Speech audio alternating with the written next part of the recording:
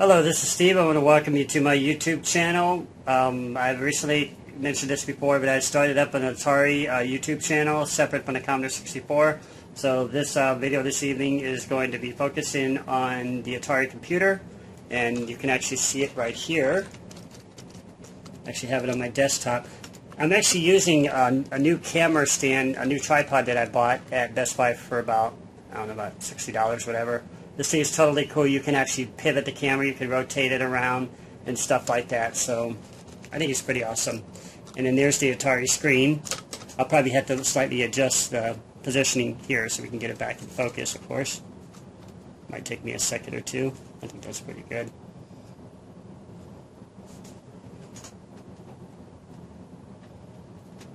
And it's straight enough, right?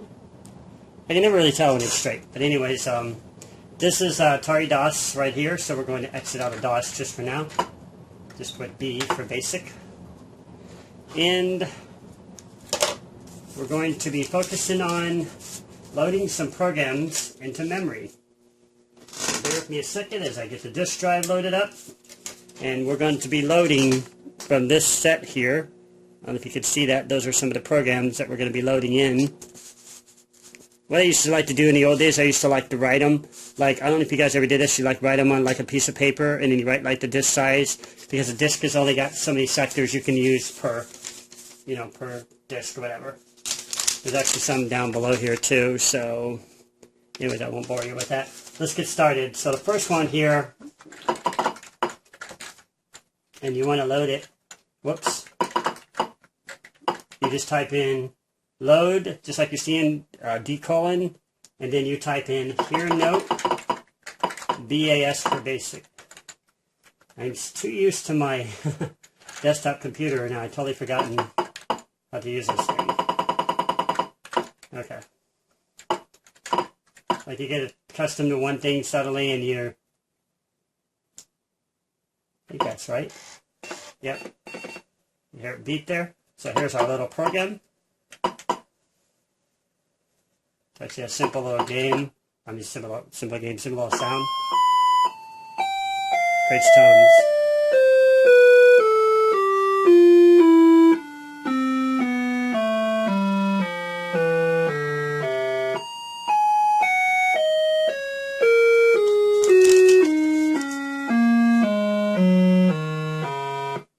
And that's set. Okay. You can just GR period 0, which is graphics period 0, which will clear the screen. And we'll move on to the next one here, which is Century.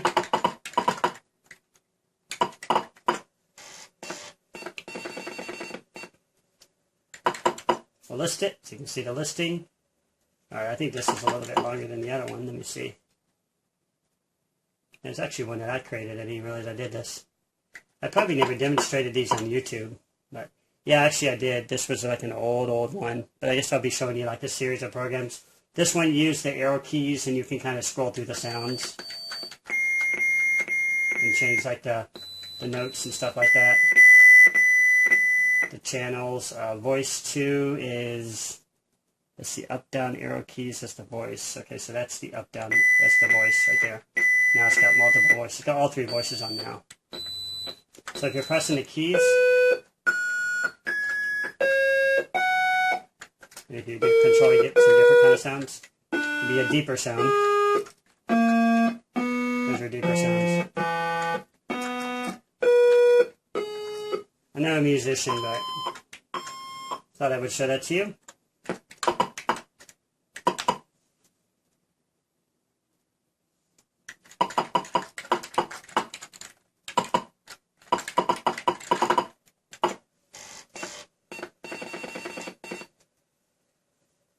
I think this is a randomized joystick one, and I need to grab my joystick.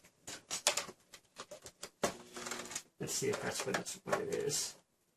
See, it's moving a cursor around the screen randomly there.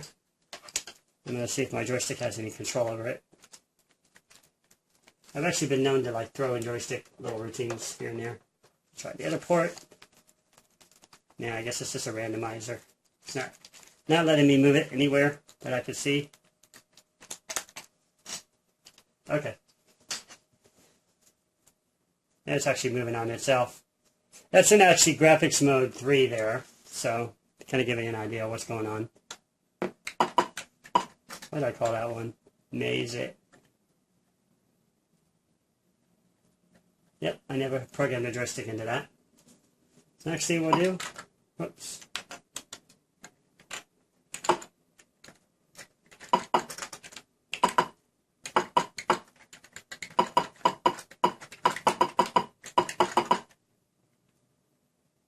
Oh wait, no, I just did that one.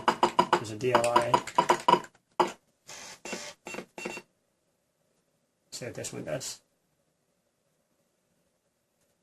See when it works.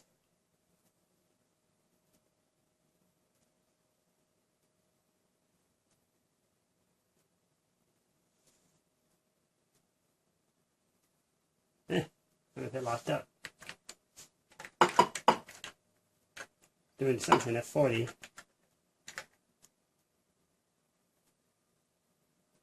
I don't know why it didn't work. Should have changed the color of the screen or something. Alright, whatever. Probably an error on that one or something. And there's a antic here for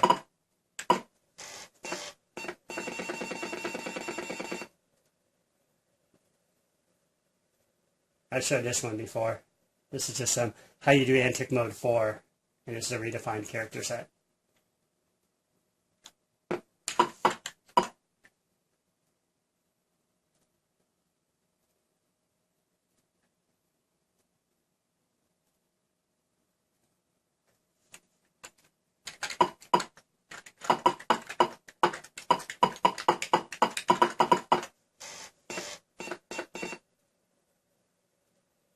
I was trying to write something.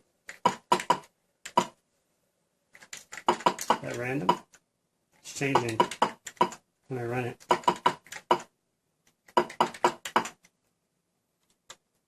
Let's see what that's doing.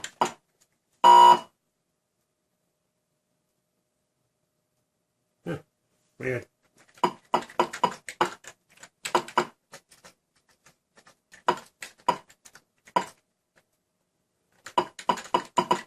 Here's when it changes the text window, I'm pretty sure. Yep.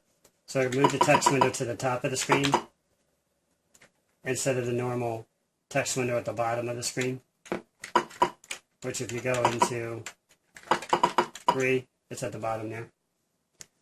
Atari was known for these text screens and stuff like that. So I think that was one of the coolest things I ever liked about the Atari, is that they had these built-in text screens. You could just kind of like utilize it that way to your own advantage. Okay, we got a little whack or something there. Alright, it still looks good, I guess. Alright, so the next thing,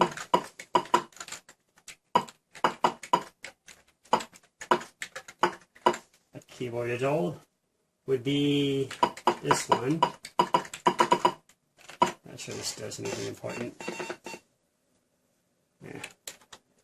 This is before I understood bit masking. Okay, let's skip that one and add some print. Let's see what this is.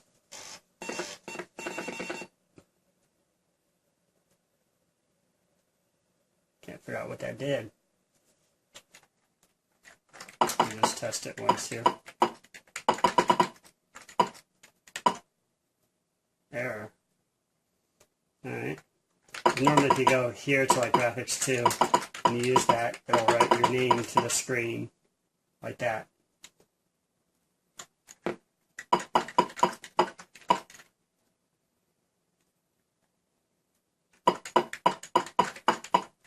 That's a Max 65. I'm not going to do any Max 65 for this video. We'll do that probably later.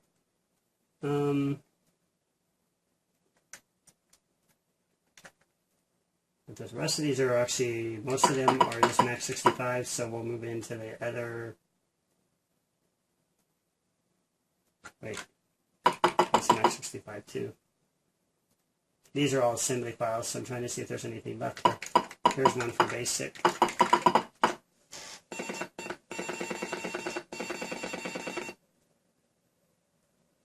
I think it's just printing screen memory. Let's take a look. I'm going to throw some tidbits in here, little tips here. So if you go like this, t equals peak. I'm going to have the hardest time trying to get this to work. Whoops. Do this again. T equals, actually it's common to say S equals peak 88 and plus peak 89 times 256. That brings into screen memory, so if you poke into this area, it'll put text on the screen like that. If you want to see letter A, you just put a 1.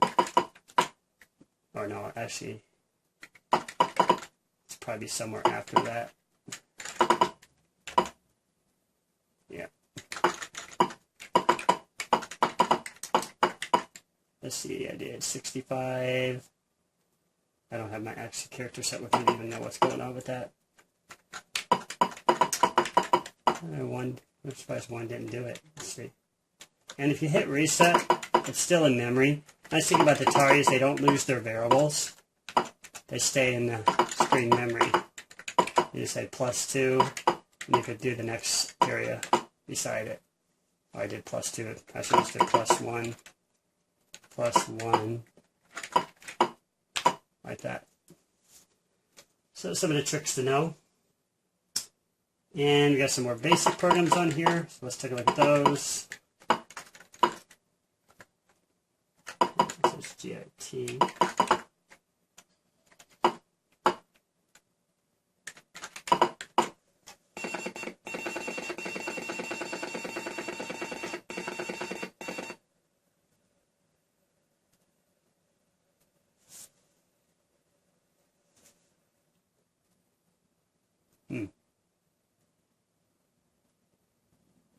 Oh, it's a little drawing program I created or something. Antic mode again. Nope, wasn't me. Somebody else probably created it.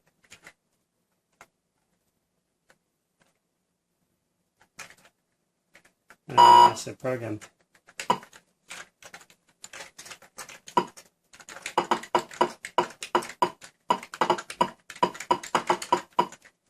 Oops.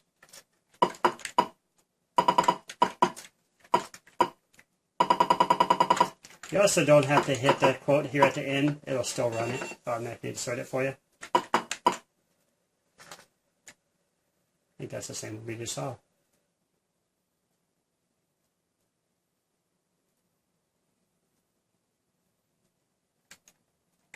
Just cares to run it anyway. Oops. Oops. There's my caps.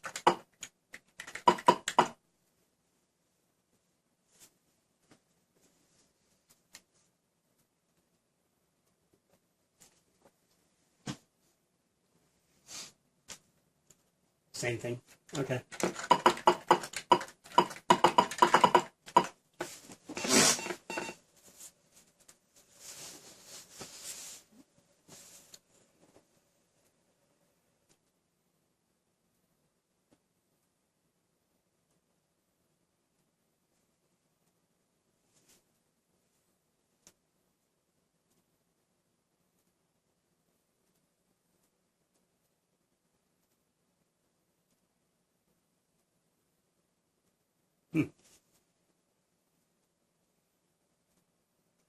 Okay, waiting.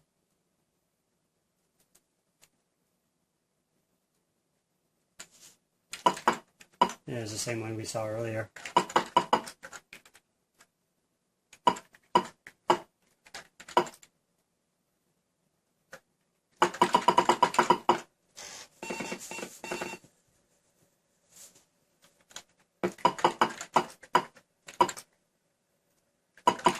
I'll demonstrate something else here in just a minute. I'm just going to run this first. Okay, so I wanted to demonstrate this next to you, which I've showed this before. We'll talk about display list. Okay, so let's just do some code here real quick. In case I make any errors this time, I'll have to retype it over. So you're peeking into the high and the low bytes of memory. Access to display list there. Oops. I forgot to erase it.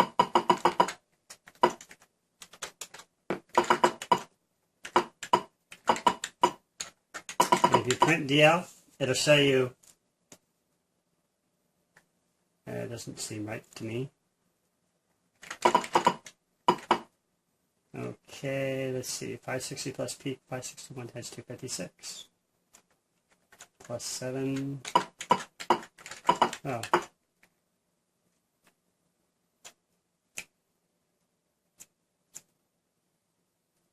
What the heck? What did I do wrong here? DL equals peak, 560. Oh, plus peak. I was actually trying to add it to a number. So peak 560, DL equals peak 560 plus peak, because we're peaking in the memory, 561 plus 256. There we go. Alright. And then you didn't print DL. And that's where screen memory starts at. So if you kind of jump down in here, you can kind of play with it a little bit. Because I can remember where it is. Alt 2 is actually the text screen. I think I have to do a different mode. There it goes. You see how it changed that top line there? If we go in here, we change this. We can change where it's pointing to. See how it kind of moved up? That's the scroll position right there.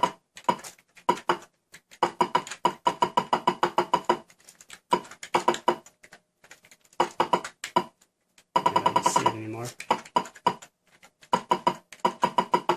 So if you want to avoid that, you just want to go down a little further here, past the screen memory part, and we should be able to poke right there. There you go. Now we need to get the horizontal wrap back to the screen again. So what we're going to need to do is this. There you go. So you can actually go up in here. What you're essentially looking at is a graphic 0 screen just kind of mixed into your screen here. And you can kind of see as you play with things here.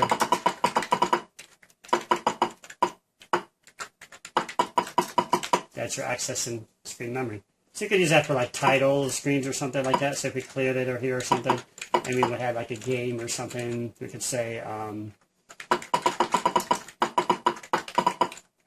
Mystery Invaders. Start. Maybe like press the start key.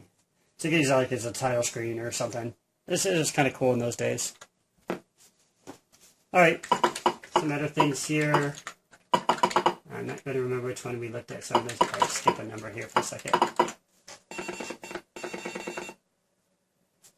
Yeah, there's another example of the text screen on the top, and the text, what we got here at the top of the screen is we have actually the graphics mode 0 at the top here, and at the bottom here we got graphics mode 2. Let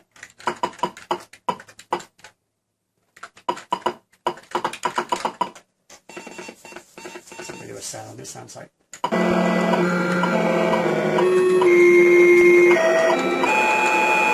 Okay.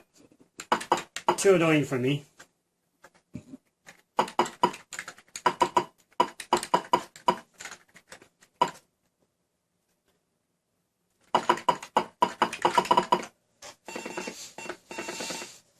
Please tell me your name. Oh, this is kind of like the old text adventures. This is kind of how I first started them.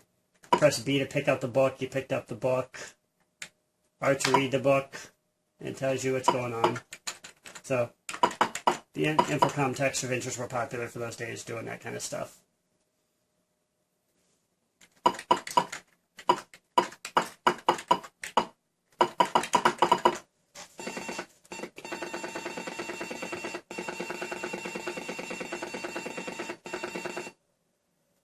Motorcycle maze rider. Yeah. Do you want to leave a trail? What's that going to do? Want to use the map. You want to motorcycle sound.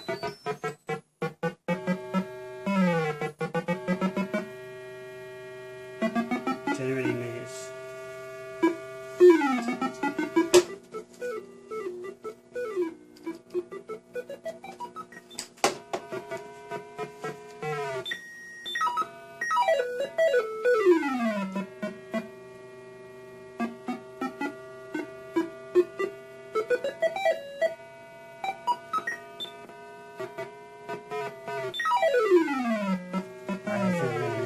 this maze. Alright, probably need to move the joystick.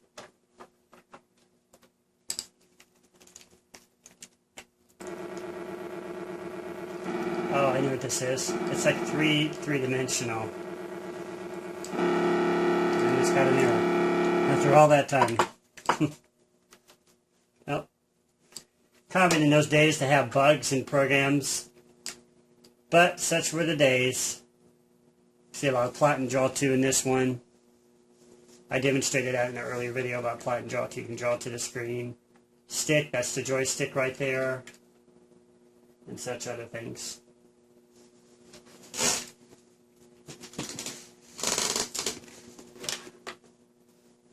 Okay.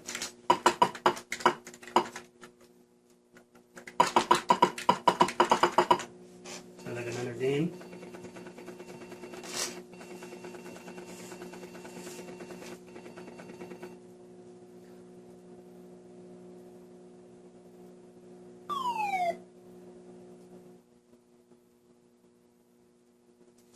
Start. Huh. Check this out. I don't know what you're supposed to do, but I guess not to hit anything. I think that's the whole idea here. Uh-oh. Getting harder.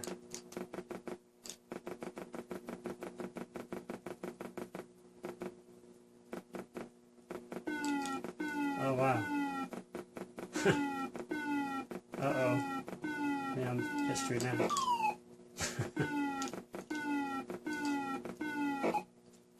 A little harder than I thought it would be.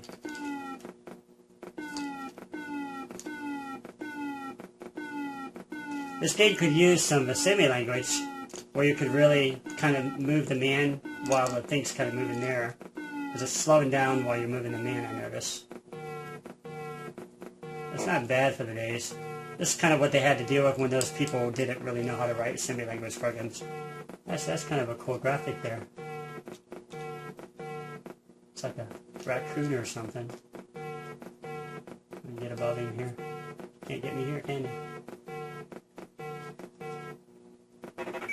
Oh, this is actually pretty slick. It's kind of hard though. That's cool.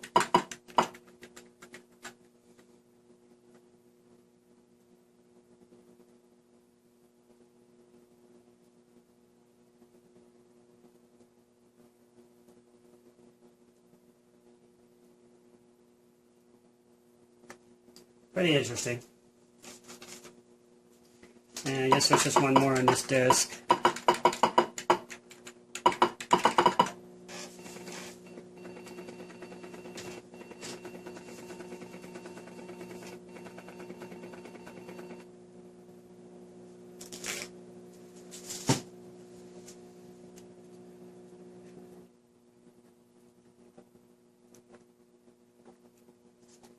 I think I know what this is. One of the next things I really like to accomplish is scrolling on the Atari computer. Because that would be a journey.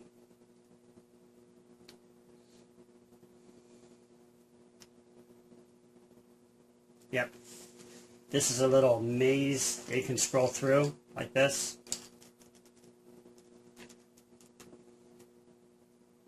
It'll make you a little bit dizzy, but it's actually doing fine scrolling there.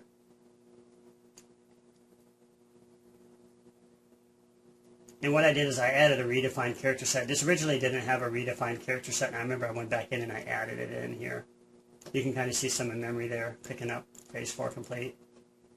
It's kind of overlapping the screen there. It'd be kind of a cool game, huh? And I don't know how well you can see it, but this is very, very fine scrolling. It's like you're looking at like the old displays, and this would be like a perfect scroller. I mean, it can make you dizzy just looking at it after a while. It's very, very good. It's probably got a VBI interrupt, which is a vertical blank interrupt, which allows for the smooth scrolling. almost like the arcades. I think that's pretty cool.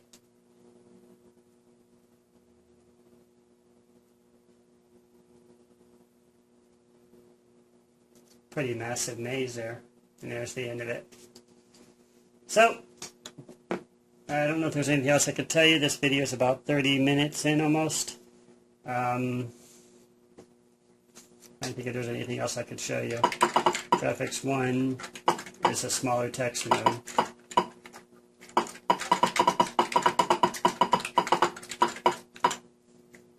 So you get that kind of graphics mode, and you have you can also put the find characters in it, but they'll print differently on the screen there because it's reading a different part of memory to access them. It's called the AXI character set. So I think that's about all I was really going to show you. There's the code for the other one. It's pretty long. My insertion is down here somewhere. It's right down here below at the bottom somewhere. Right here. No, let's display this. Let's see. Vertical blank. Yep, I knew there was a vertical blank in there. I think mine's at the top there. Yeah, so you can kind of see